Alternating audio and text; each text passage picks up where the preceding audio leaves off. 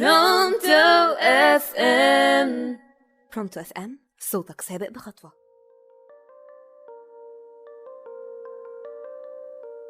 مساء الجمال على كل اللي بيسمعونا من برونتو اف ام. معاكم جانا محمد من موسم إذاعي تاني من برنامج أفكارنا، بس المرة دي تبقى أفكارنا اللي ليها علاقة بمشاعر أكتر.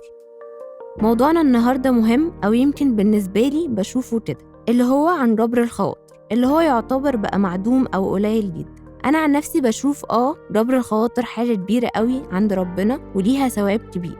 حب وساعد وطبطب على قلوب الناس اللي حواليك. في الوقت ده انت الوحيد اللي هتحس قد ايه انت مبسوط بمجرد انك عرفت ترسم الضحك على وشه، وانك قدرت تجبر خاطره. ساعتها بس طريقك كله هيبقى نور، وقلبك مليان سعادة وعطاء، ومليان بحب الناس ليك.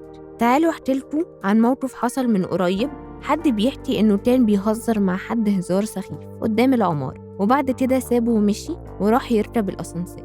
وهو ماشي حس ان الهزار كان تقيل شوية، وهو ممكن يكون زعل. قال يا ابني جبر الخواطر عبادة، ما تكبرش وارجع صالحه. رجع يصالحه، قال له مفيش حاجة. لسه ما كملش 3 ثواني لقى النور قطع في العمارة كلها. فصاحبه قال له يا ابني انت لو ما كنتش رجعت له حالا كان زمان الأسانسير قفل عليك وانت جوه. وهو أصلا عنده فوبيا من الأماكن المغلقة ولحق نفسه. فافتكر ان الحاجة الخير اللي ممكن تعملها ممكن تحميك من مصيبة ممكن تحصل. فاجبروا بخاطر الناس وما تستهترش بأي حاجة بسيطة ممكن تعملها. وأنا حبيت أشارككم رأيي، ولو عجبكم قولولي رأيكم، ويا رب أكون كنت خفيفة عليكم. واستنوني في حلقة جديدة بموضوع جديد.